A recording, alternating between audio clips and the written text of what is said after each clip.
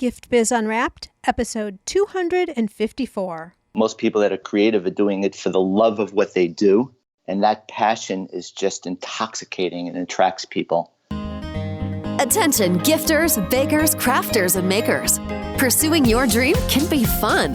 Whether you have an established business or are looking to start one now, you are in the right place. This is Gift Biz Unwrapped, helping you turn your skill into a flourishing business.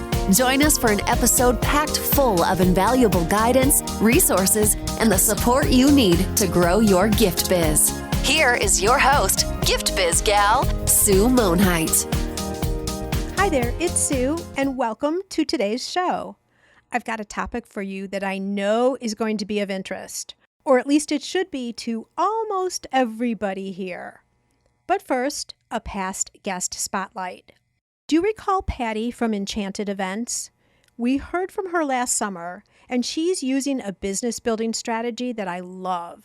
She's bridging one career into another. So going from years of nursing into her very own floral business. You can hear all about it on episode 225. As you'd expect with a floral business, weddings are a big target industry. That's exactly where Patty set her sights, and it's paid off. Since we talked, Patty's done a number of weddings, including one in a Frank Lloyd Wright house, a beach wedding, one that included a dog in the ceremony, and a wedding where the bride was from India, with a lot of her family coming to America to attend. Patty reached her goal of 10 five-star reviews, which means she's eligible to be entered into Best of Not award consideration. All this while growing her business on the side and really just starting out. Goes to show you that when there's a will, there's a way. Congratulations, Patty. I love seeing your quick progress and success.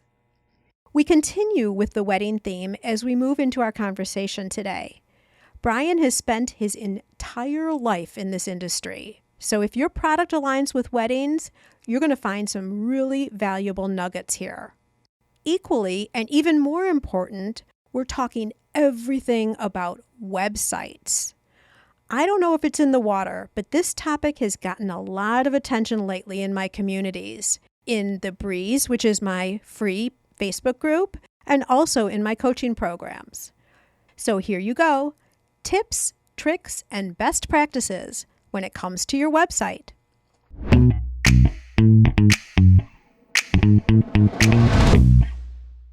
Today, it is my pleasure to introduce you to Brian Lawrence. Brian is one of the true thought leaders in the stationery and wedding industry, a multi-store retailer who won top dealers for numerous invitation brands. He then became VP of Encore Studios for 14 years and went on to consult, do web design, and marketing for hundreds of stationery and wedding retailers and wholesalers.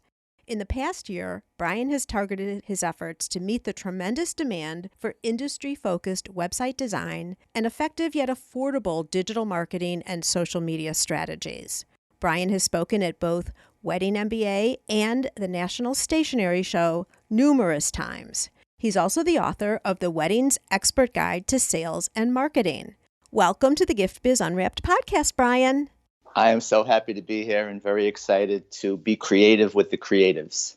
Oh, I love that. And it's perfect timing for us to be coming together with all of this because it's the start of the new year, just a little bit in, and popular wedding season is going to be upon us. So this works out perfectly. Yeah, it's amazing. There's so much psychology that goes on in both with the wedding client and with the industry. It's sort of a switch that gets turned on like right after the holidays. Yeah, seriously. I totally agree with you there. Well, before we dive into everything, I'd like to do what has become a tradition here, which is have you describe yourself by way of a motivational candle. So if you were to share with us what color resonates with you and a quote that you would put on a candle that speaks completely to you, Brian, what would your motivational candle look like? Well, a second side of me is a deep spiritual practice on a daily basis. So I did put some thought into this and sort of closed my eyes, and I saw my candle as an eternal bright yellow light where I always want to be my true self. to just manifest and always want to choose kindness and mindfulness over self-interest, and be able to see clearly in front of me with this internal illumination. And the quote that I've also written a lot of my own quotes, so I chose a quote that I thought is really great for a creative audience. And that quote is, "The genius that could be found in moments you're quiet inside and your tank is full is worth more than hours expended on running on empty." Oh, tell me more about what that means. Well, it means that if you really take care of yourself and are balanced, that if you get the right amount of sleep, because I know a lot of people that are creative just get lost in the process, and they all of a sudden they find themselves overtired and they're not just operating on the highest level. But if you're mindful of that, sometimes you can get so much more done in such a shorter period of time when you have the bandwidth, rather than struggling when you don't, and to try to do more, to not feel enough. I mean, sometimes it's just a confusion. You feel the void that you're feeling when you're trying to continue to work is really the void of being tired, that you just need to stop. Yeah, I so agree with you, because I also think the majority of us, when we've started our businesses, decide that we're going to be super women or men and then just do everything and conquer everything. And we get worn down, like you said. But it's so scary to start paying somebody else to do some of these things. So we hold on to things way longer than we should. And I think, to your point, if you're not healthy and balancing everything, your work's going to suffer and your growth will suffer as a business. Absolutely. The other thing I was reading into it, and maybe it's just because I was combining it with what you were talking about with your color, is when you're trying to work so fast and juggling so many balls, I think you lose all the things that you were talking about valuing. Being true to yourself, letting the inner light flow, being mindful and all of that, because you're being so tremendously busy meeting deadline after deadline, order production, product creation, all of that. You lose some of what is so valuable for you as an artist.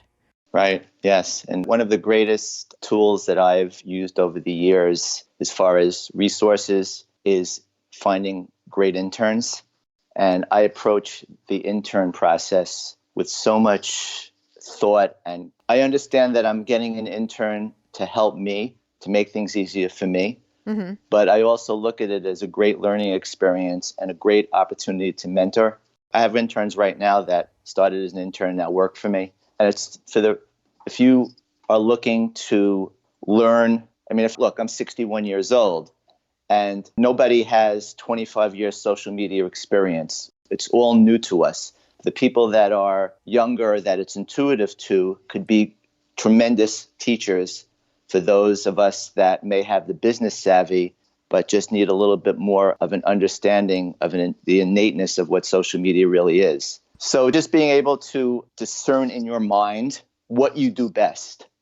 And if all possible, while it's a good idea to understand and do everything in your business so that you could have a reasonable expectancy to understand if someone that you're giving that privilege to is not doing it right, at some point, it's really, really important to delegate.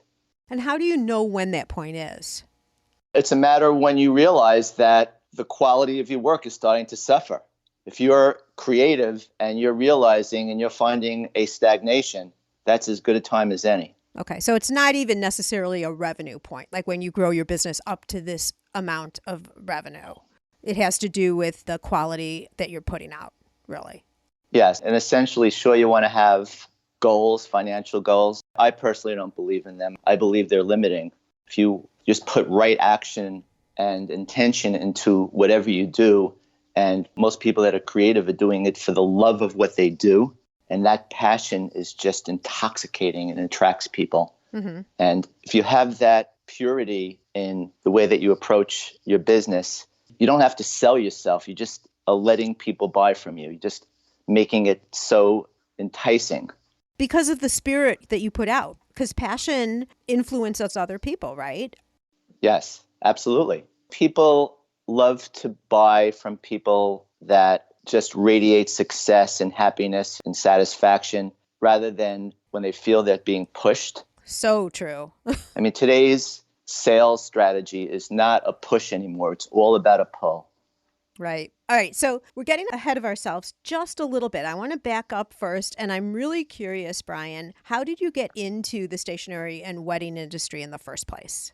I actually started very early in life. I did grow up in catering. I worked in a wedding venue, and which was also an outdoor beach club, and it really learned a lot there. Probably learned a lot more than I learned in school on how to work with people. Part of my job was based on gratuity, so I was very entrepreneurial at a young age. And this particular venue, when I became an adult, the owner said, "Hey, you can't work here forever. What are you going to do?"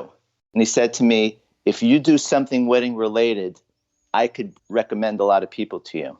So I really started from scratch, and I wasn't a photographer, a florist, wasn't a chef.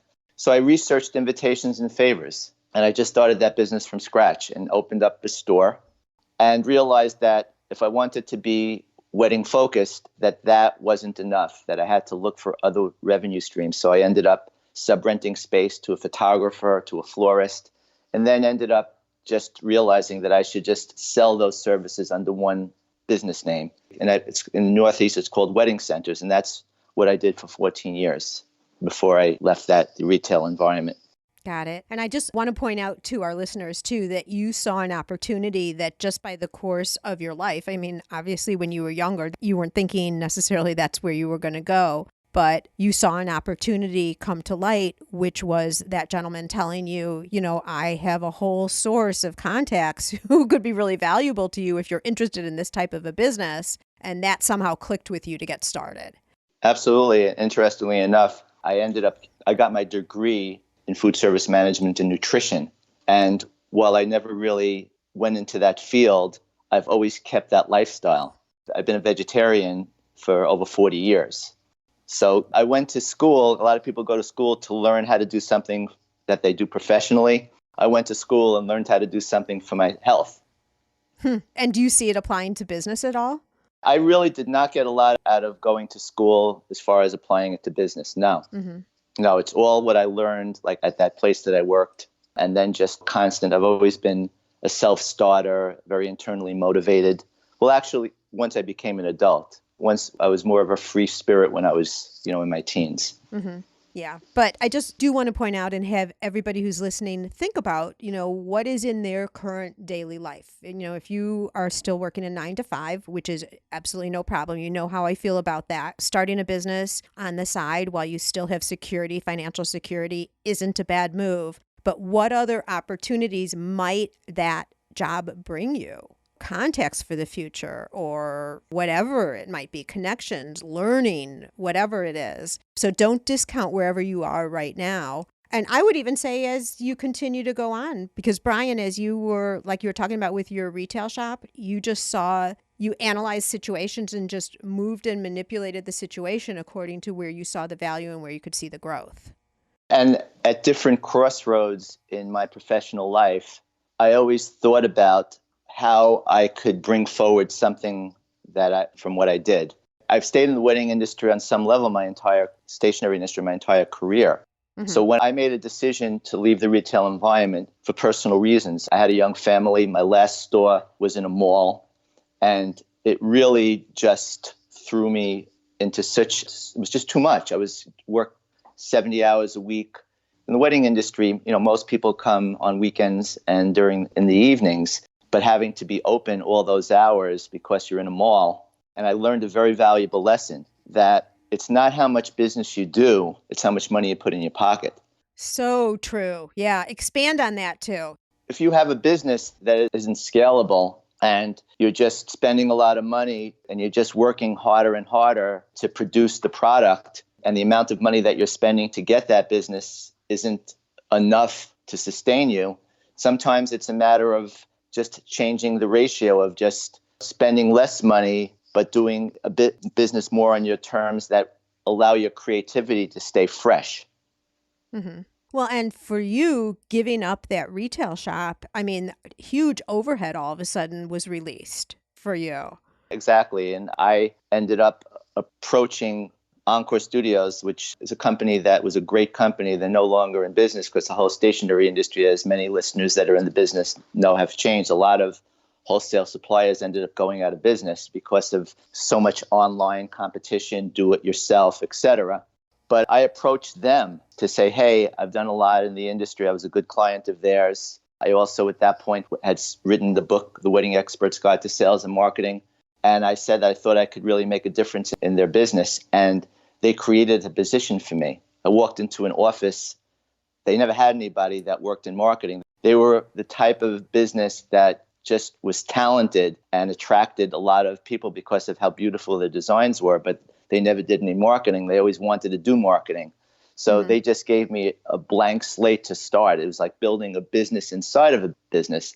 And that's one of the things that is a great opportunity sometimes, is to bring an entrepreneurial spirit to a job where you own what you do. Right. And talk about the value then you have for that company, because you've created the whole department and the position. You have all that knowledge.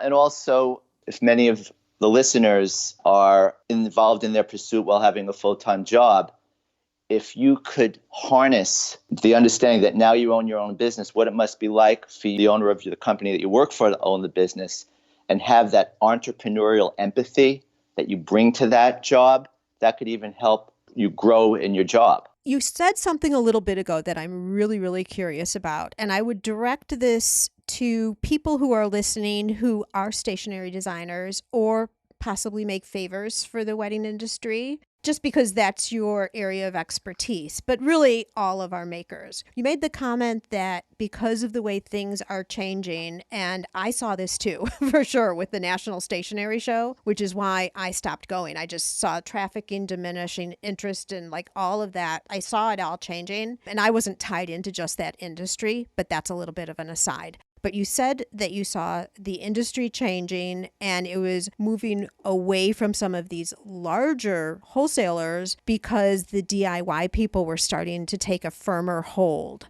Can you talk a little bit more about that, specifically directed to other people who are looking at doing a DIY type, like so they're stationery designers, custom designers? Well, the main point that I was making is that online retailers were much better at marketing, and because the internet became such an elegant way to look for product, it became the way that consumers would start researching. Years back, the only choice they had was to order a mail order catalog from a wedding magazine or to go into a physical place and look at invitations physically. Right. So what I'm saying is that the local retailers were caught off guard and they never really marketed themselves to fight for the turf in their area. A local retailer, all they need to do is think about what they can do in their local area. And if everybody did that, did the best that they can in their own corner of the sky, I think the industry would have been different. And a lot of the wholesale brands didn't step up to the plate to try to support their retailers and use their vaster resources to gain more attention to the retail environment. I had done that when I was with Encore. I had co-op advertising programs. I was all about trying to get brand recognition to try to bring people in and get them off their computer screens and into the store. I know that doesn't exactly answer the question that you were asking. So why don't you ask me to elaborate on a way that is helpful? Okay, so you will do that, and then I want to move into the whole website thing. But so I guess another way to phrase the question, and what I'm trying to understand from your perspective, because you have so much knowledge on this, is what is the potential and the opportunity for someone who is, and let's just say they're a custom stationery designer. So they make their own line of stationery. They might be going wholesale, so they would like to be able to distribute through some brick and mortar shops as well, but they're also online. What do you see as like maybe a definition of the market as you see it today for a DIYer? Well, one thing, as you said about the stationery show, it is a totally different show than it was. It doesn't mean that you shouldn't display there if you're stationery focused, but it's more if you are willing to share samples. I mean, that very generously so people could really conceptualize your work beyond just looking at it on an image. But at the same time, the imagery is just so important. So everything that you do has to be lifestyle shots, glamour shots. If you have a DIY product, that's fine, but don't have DIY photography. Right. There's a lot of choices for an invitation business. If you're an invitation designer, there's only one first page of Google.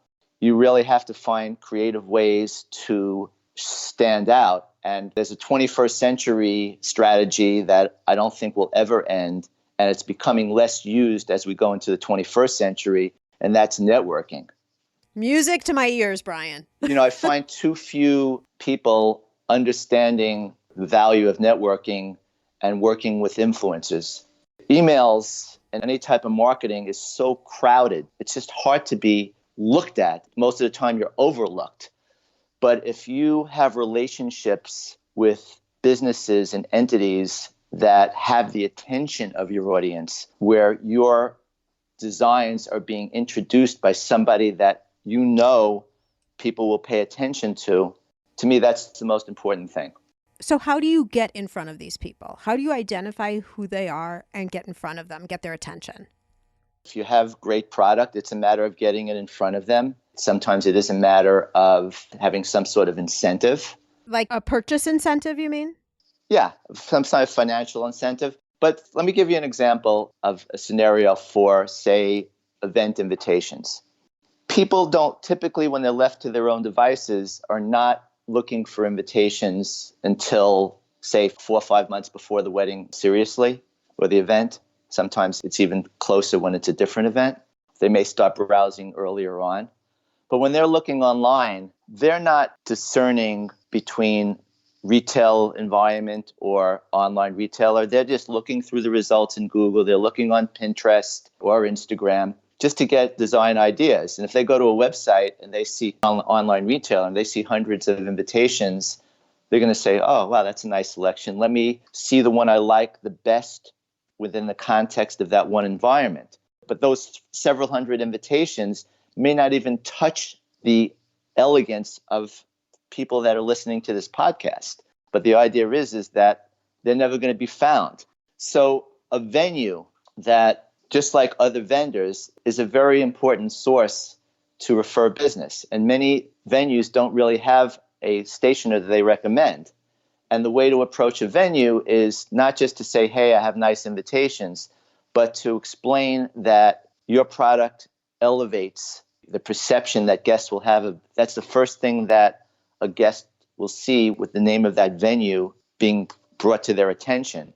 And also being creative of saying, I could help you with day of affair, like seating cards and other creative things that could enhance the decor of the reception hall.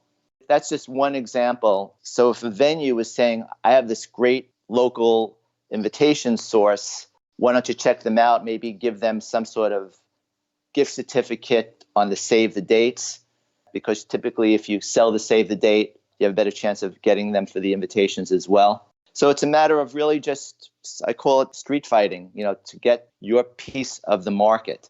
Yeah, so that's what you're meaning also by networking.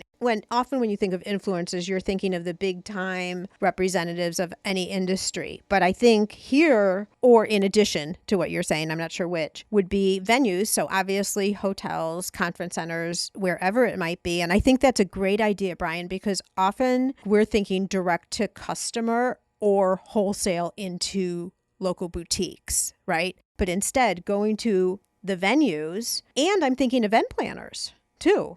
Yes, event planners and wedding planners. The thing with that group is that they typically don't do a very high volume. So if you have more of a luxury product where every order is meaningful, then that's a great source, because you could help collaborate with them so that they can incorporate their or their customer's own individual stamp of individuality on their invitation. Mm-hmm. From a customer service standpoint, then also you're keeping relationships with, let's say 5 or 10 venues and event planners, and they're bringing you in multiple clients each year, and you're nurturing the relationship with them and continuing to provide them what they need versus going one off all the time, finding a new bride, selling them on the invitation, that kind of a thing.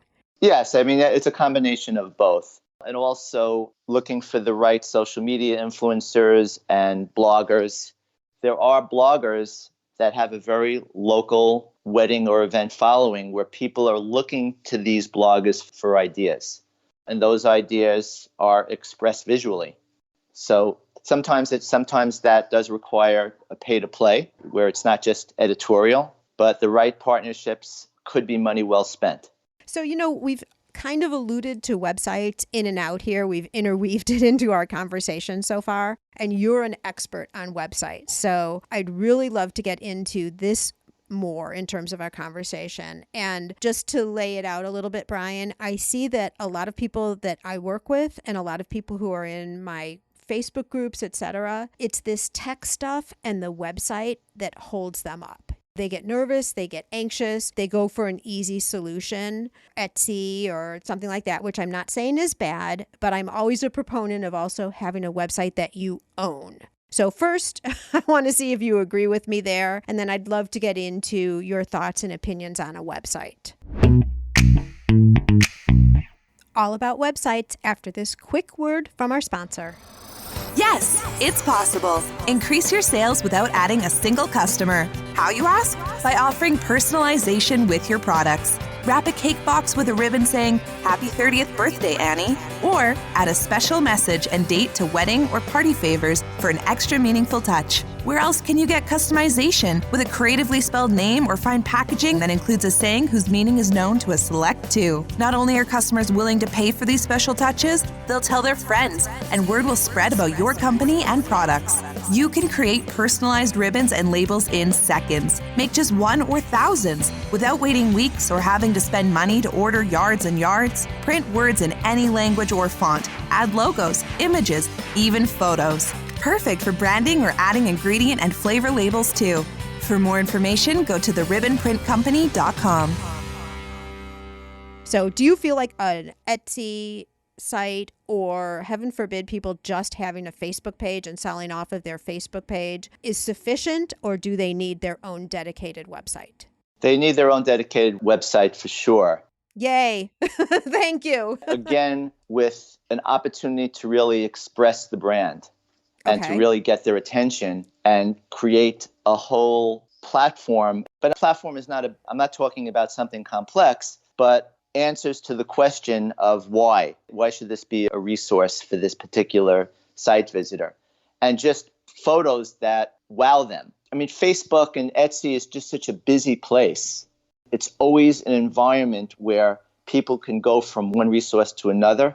At least if you have the right website and you have a website that really is captivating, you have an opportunity to capture the attention of that particular visitor and possibly bring them to the finish line. Because people have very short attention spans, it has to be done where you're really grabbing their attention with, I would say, aspirational photos that people could envision. It's not just showing a catalog shot of an invitation, but maybe showing like one of the invitation that might be photographed with another event prop. Sometimes photographers take some really great shots of invitations. But so something that people that make it look like it relates to the reason that particular person would use that invitation. The two biggest categories for custom invitations are wedding, and in the Jewish community, bar and bat mitzvah is still a very big possible investment in invitations. So having the right type of styled shoots revolving around creating the mood of those events along with the invitation. What do you think about information about the artist? Who's behind the designing of and the style of the cards? Where do you put that in the weighting of a decision of someone to buy?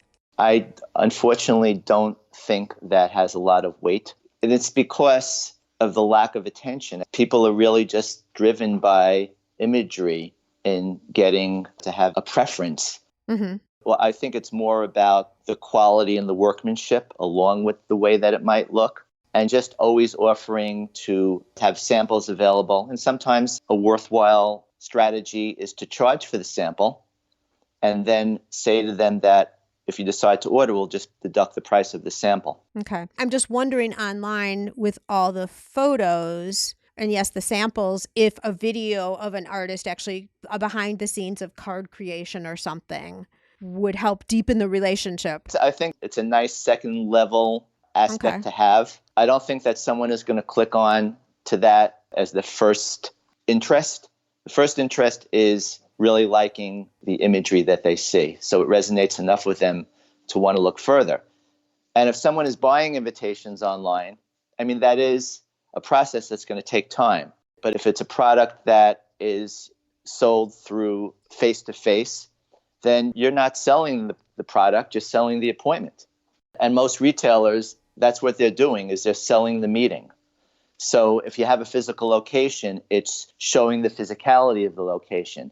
It's sharing the benefits of having a face-to-face experience as opposed to a faceless experience ordering online.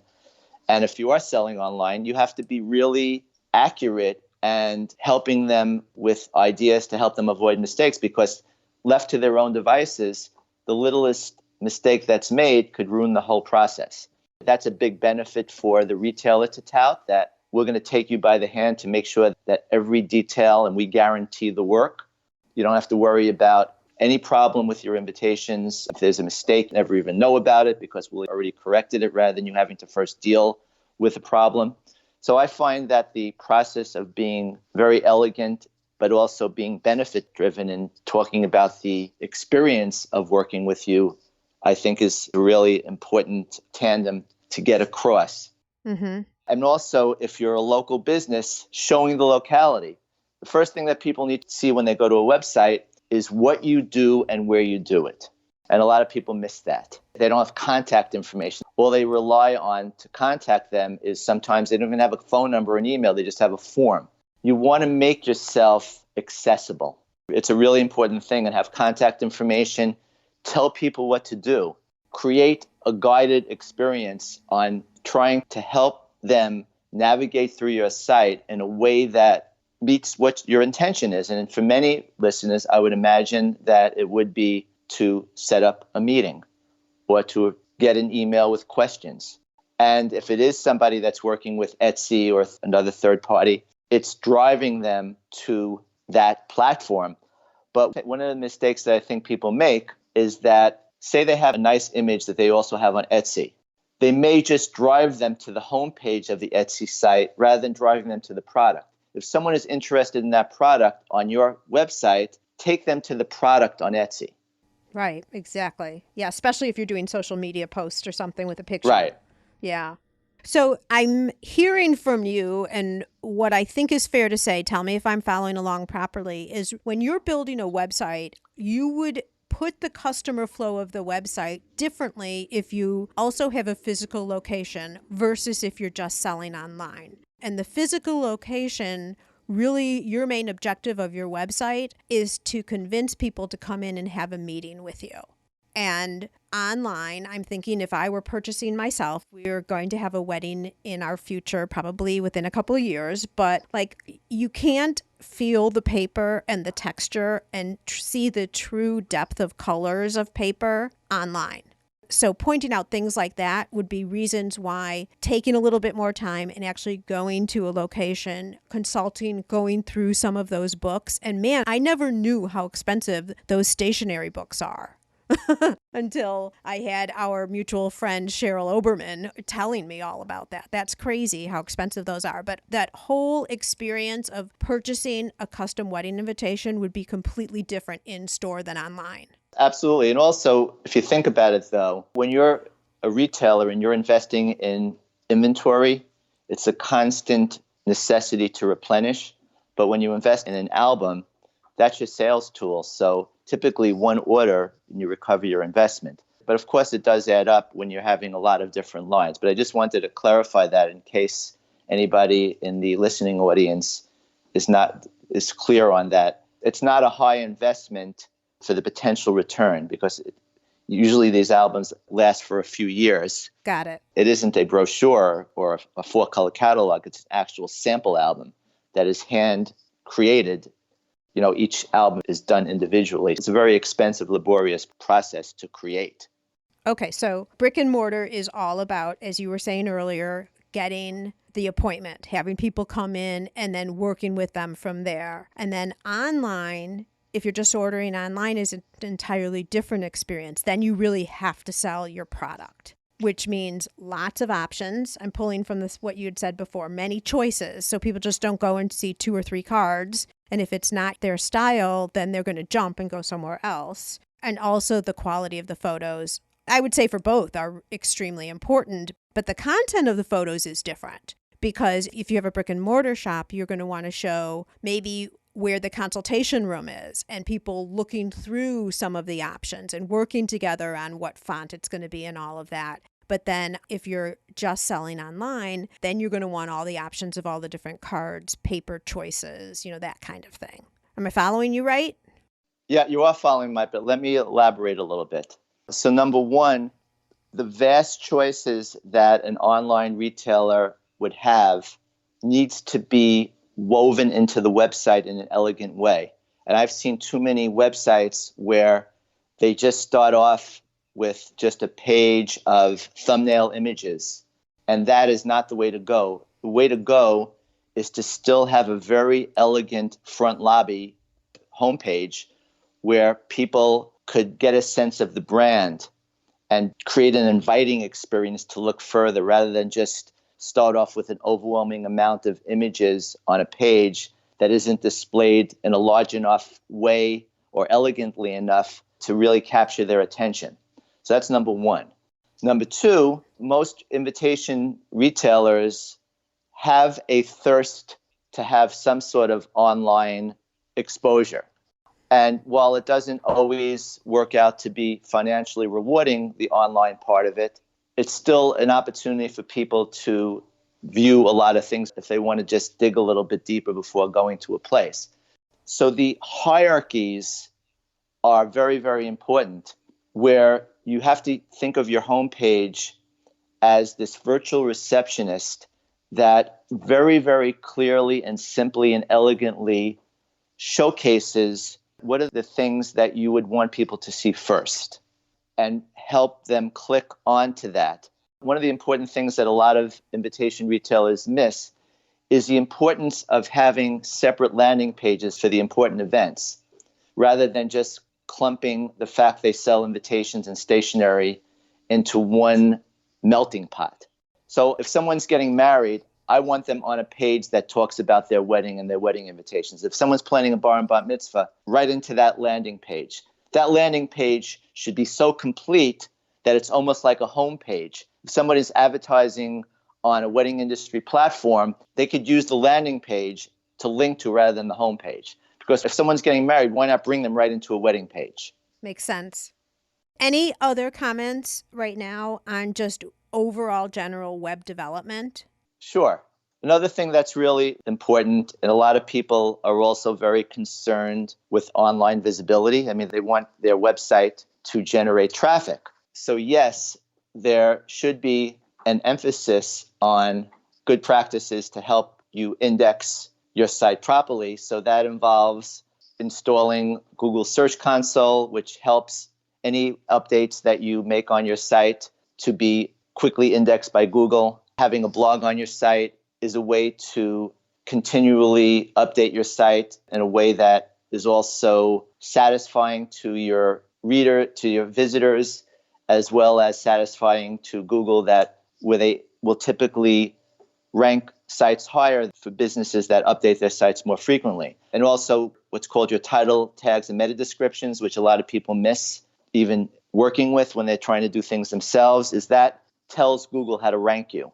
And you have to vary your keyword terms. People don't just search to find you by one phrase. And a lot of times people use the same phrase over and over again.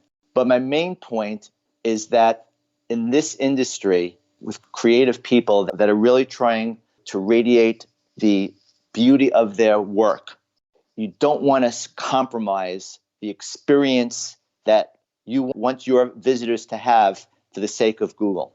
You got to pick sides, and it's all about the user experience. And what I'm saying is that use the behind-the-scenes tools that are available on your website and off your website to help your ranking. Don't compromise the integrity of your site and start trying to play with wordings just to squeeze in what you think are keywords that Google will index. Because first of all, Google knows better now. They don't weigh that as the way they used to.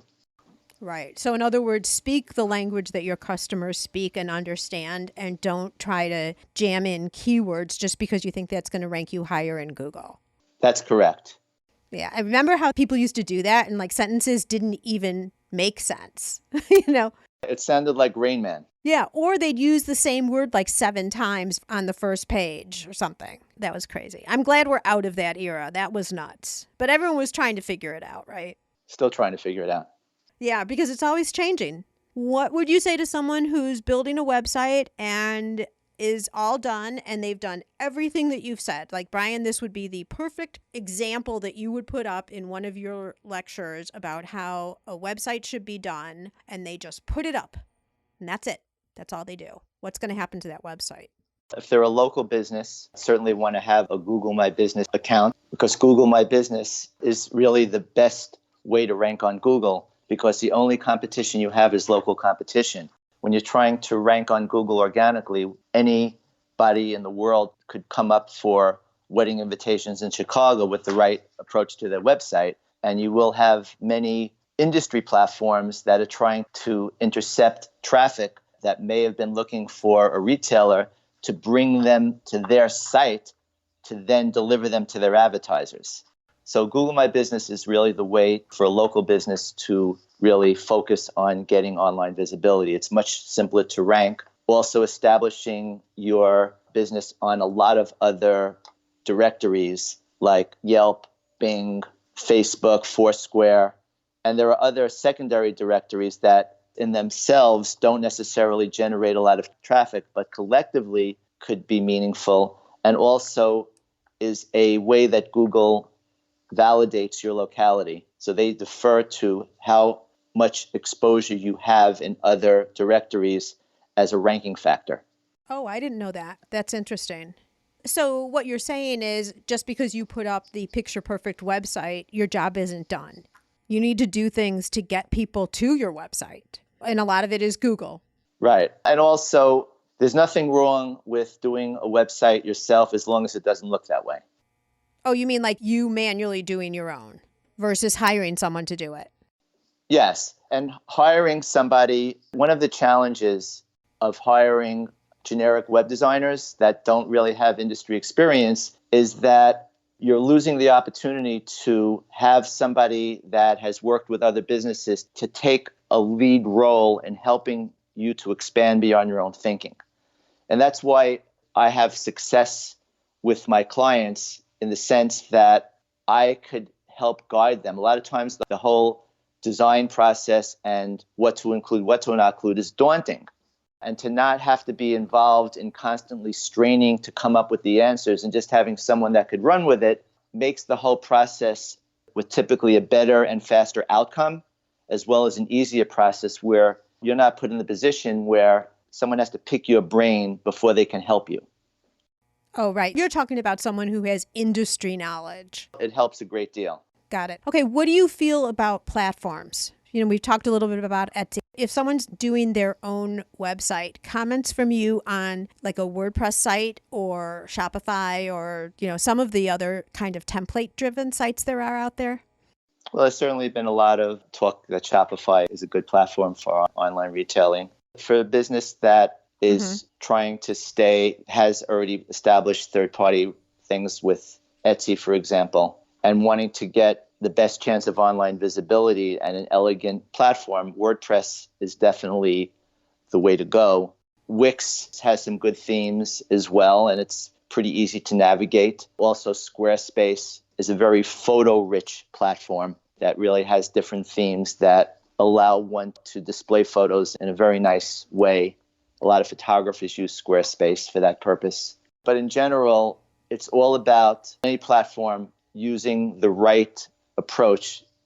You can make it elegant. You have to remember that even the desktop experience is now scrolling. People they just get onto the site and scroll down. It used to be that you need to have your desktop website above the fold, like everything had to be seen right away for that people to go further. And you can't rely on the navigation bars anymore. People just scroll down. If you're going to have navigation bars, they need to be sticky so that people see them at all times. And those are typically innate on mobile, but you have to start thinking about designing your site for mobile and then optimizing it for desktop rather than the other way around, because now the other thing is that the lion's share of internet searches are going to be mobile. It's gone past the 50% mark. However, with that being said, I don't think it's going to change for online retailers that the majority of sales are going to take place on desktop, especially with invitations where there's a lot of customization. I don't see people sitting on their cell phone with their other half ordering their wedding invitations that much on a mobile device. That makes sense. But a first point of contact for sure could be that. And very much likely will be. And that's really interesting. This is the first time I've heard that, because I've always heard above the fold, your most important things. And clearly still there has to be a good statement to motivate someone to start scrolling. But I also, and when I redid one of my websites and I hired someone out to help me, he took me through a customer experience, like you're telling a story on your homepage. You're bringing them through an experience and then leading them to what to do next. Absolutely. That's very well said. Okay, thank you. Thank you with that. Now, the other thing, and I'd love any updated information on this. Do you remember, was it like 2 years ago or something? I believe it was Google who was going to rank much lower any sites that weren't mobile friendly. Yes, I think it's even a little bit more recent, but absolutely the case. And also, there's now what's called a mobile first ranking, meaning that all new websites, the first thing that Google will look at to index your site will be a mobile site. And they're going back to existing sites to do the same thing. And so what are they doing, like kind of scoring the site? Yes, they have different algorithms and criteria to decide how that site. It's also the user experience. Speed is very important. People don't want to wait. So if your site takes longer to load, and sometimes that if people have videos on their sites that are actually lodged inside their site, that could be a really slowing down of the site loading. Yeah, and multiple pictures that are really, really big too. Yes, correct. So that's where a pro understands how to find that best balance to create the best user experience, but also to make sure the site loads quickly. Okay, GiftBiz listeners, we've given you tips splattered throughout this whole conversation. So might make sense to go back again with a pen and paper and write things down. Compare a lot of the things that Brian's been talking about against what you have going on right now with your website. You may find just 1 or 2 things that you can adjust and change, which is going to improve the user experience and in turn get you more appointments or bring people to some of your product pages and hopefully bring them over to a sale. Brian, what would you say to someone who's just now, okay, we've convinced them that a website's important. They've been thinking about it for a while. Tech is scary, but they get it. What are the first couple of steps someone brand new should take to getting a website up? Just so that they don't walk away from this and say, okay, I get it, but then still don't start taking any action. Well, the first thing is to choose a domain name. A domain name is something that there's an advantage, I believe, in bringing in at least one word in the domain name, what you do, that it just makes it clearer if somebody sees your domain on a third-party source, that So if this is going to be a stupid name, but it's the only thing I can think of, Betsy's Crafts, right? That's the name of the company, but she specializes in custom paper invitations. It's a terrible name. I get it. Right. Like I wouldn't say Betsy's Designs. I would say Betsy's Invitations. Just something that helps people understand a little bit more specifically what the focal point of the website is helpful. So maybe it starts with even considering if you've got the right name for your business. Yes. And also, you can toy with more than one domain name for marketing purposes. It's great for you to have the domain name that is the name of your business, but you could also look for keyword domain names that cue people, like exquisite invitations or something. I mean, some of those domain names are hard to find, but there is a turnover of domain names where they come and go because people go out of business. But the domain name itself is important to establish, but it's not that important in the scheme of things because most people in this day and age won't type your domain name. They'll just click from somewhere else. Oh, that's true. And just a point of clarification for everybody, you wouldn't then have multiple sites under all these domain names. What you do is you have the site under one name, and then you've bought these other domain names and you can redirect them to your site. That's correct. For example, say in the event industry, you're advertising your wedding invitations. You could have Betsy's wedding invitations point to the landing page on the Betsy's invitation site.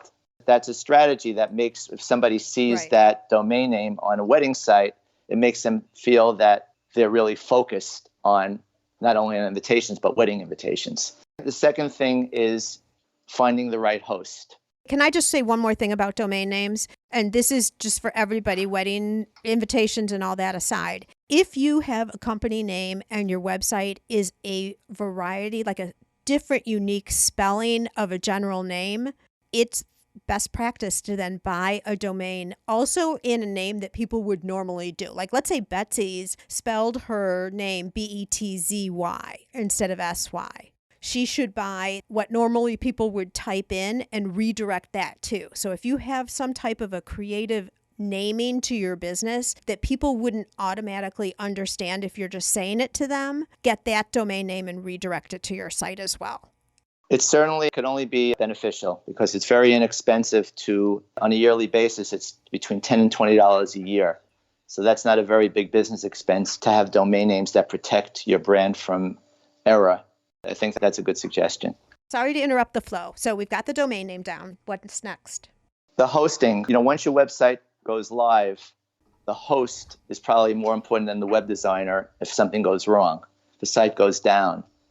So having a host that is very responsive and communicative is usually a better outcome. And some of the larger platforms that most people tend to gravitate to because they're more well-known take more time to respond. They usually have to fill out a ticket. You have to wait a long time on hold. So looking for a smaller host usually gets better results. I have a source called Overhaulics that is a very type of person that you can text if there's a problem. And nobody wants to have their site down for something that could be fixed in 2 minutes down for a day because there's a whole process and a whole bureaucracy that is involved. So that's just a little tip on that. And then also just taking some time to research competitors, maybe develop a Google Doc with a lot of ideas of things you liked about, other sites or you didn't, and also develop an outline of the different sections that you'd want. So this way, if you decide that you want to hire somebody, you have a clear picture of what you want at that time. Of course, that's open to change and discussion based on trying to collectively arrive at what's for the highest good if a person that you're hiring has experience. But otherwise, you'd be able to give that site designer that may be generic a little bit more direction. Right. So you come to the table with ideas versus just coming to a meeting with no clue yet. That's right. Yes. Yeah. Correct. Yeah. Great advice. Okay. So for you guys who are just beginning, here are the first 4 steps. Your domain, multiple domains if you need to. And again, please don't get in your way about tech. All this stuff is not that hard to do. Some of it you might want to job out. Some of it you do yourself. So domain name, get a hosting company that's going to be responsive. Then go ahead and look at competitors, not to copy, but for inspiration. What do you like about their sites? What do you not like? What do you think might be missing that you would want to add? What kinds of sections based on your offering to your audience, right? Not what everyone else is offering. Like, you don't want to go into competitors and then overwhelm yourself and feel like you have to offer every single thing that they do if that's not part of what your normal business offerings are. So don't get too swayed off course of what you offer, but then figure out what your sections should look like. And those would be your first 4 steps. Anything to add to that, Brian? Well, just if someone is doing it themselves, platform that they want to. Right. And then select the platform and then get rolling with it. Right. For sure. Yes. Mm-hmm. Wonderful. What is up next for you, Brian? What are your next targets, missions, ideas, incentives, efforts in the future? I've put in a lot of work in developing a vaster understanding of online marketing to be able to share with my existing clients and when I'm onboarding new clients, the best possible ways that they could rank locally. So besides developing a beautiful website, I can also make sure that they're getting the best possible chance for online visibility. And another thing that I'm intending to do is to spend more time consulting with people that are doing the websites themselves. So, look, I have only a certain amount of bandwidth to do websites, and I'm not going to take on more business than I can at a particular time. I might say to somebody, well, we can get started with your website in 3 or 4 weeks, depending on how the workflow is. But I could always get involved on a consulting basis to help direct somebody to do a couple of hours of consulting, or if somebody wants to run ideas by me. So that's another direction that I'm looking to work with. I'm still going to stay within my industry because I feel that that's how I can offer the most value. Well, and you have so much experience too. I mean, just the knowledge of how the industry has changed and grown and adjusted over time too is a wealth of knowledge. And one other thing that I did want to share is I did do a presentation about a month ago, and I recorded a video, and I would be happy to share it with any listeners because it has so many different ways to either improve your website or can be an influencer on how to create a website, the things to think about. So, if you want to share the contact information with your audience, they email me. Am I able to give my email address to them to email me to request Sure. Yeah, that's fine. So they could email me at Brian, BRIAN, at brianlawrence.com. Just request the sample of the video, and I'll also send the slides so that you could look at the actual slides of the presentation if you want to take a shortcut just to get an idea of what to expect in the video. Okay, and is this only for the stationery and wedding industry or virtually for anyone who has a website? I would say that the ideology behind it is very much for anybody. Certainly the examples, the site samples are industry focused. All right, wonderful. And your website is? brianlawrence.com. Beautiful. Perfect. So Gift Biz listeners, go over there if you want to learn more and to see what Brian's up to and see his website. And I'm quite sure it is a model example of a website. So that would always be interesting to take a look at. And then if you're interested in getting this video, then just email Brian at brianlawrence.com. Also, all of his contact links will be over on the show notes page as always. Brian, thank you so much. I didn't really know what to expect with our talk, and I love that we just went through and there's so many golden nuggets like just dropped throughout our whole conversation here. So it's been fabulous. Thank you so much for your time and for sharing all of your knowledge on website development, specifically keyed into this unique industry. It's been a pleasure talking with you. My pleasure. Thank you. Wow. Excellent information for us all to review. Whether you're just now putting up your site or are up for a review of an existing site, it may make sense to listen to this all over again with pen and paper at the ready. Another thing that comes to mind when I think of weddings is the big, gorgeous wedding cake and the not-to-be-ignored sweet table. We'll dive into this sweet category next week. I do hope you plan on joining me. Remember to subscribe, and then for sure you won't miss it. I'll see you then. Are you discouraged because your business is not performing as you had envisioned? Are you stuck and confused about how to turn things around? Sue's new best-selling book is structured to help you identify where the holes are in your business and show you exactly how to fix them. You'll learn from Sue and owners just like you who are seeing real growth and are living their dream. Maker to master. Find and fix what's not working in your small business. Get it on Amazon or through www.giftbizunwrapped.com.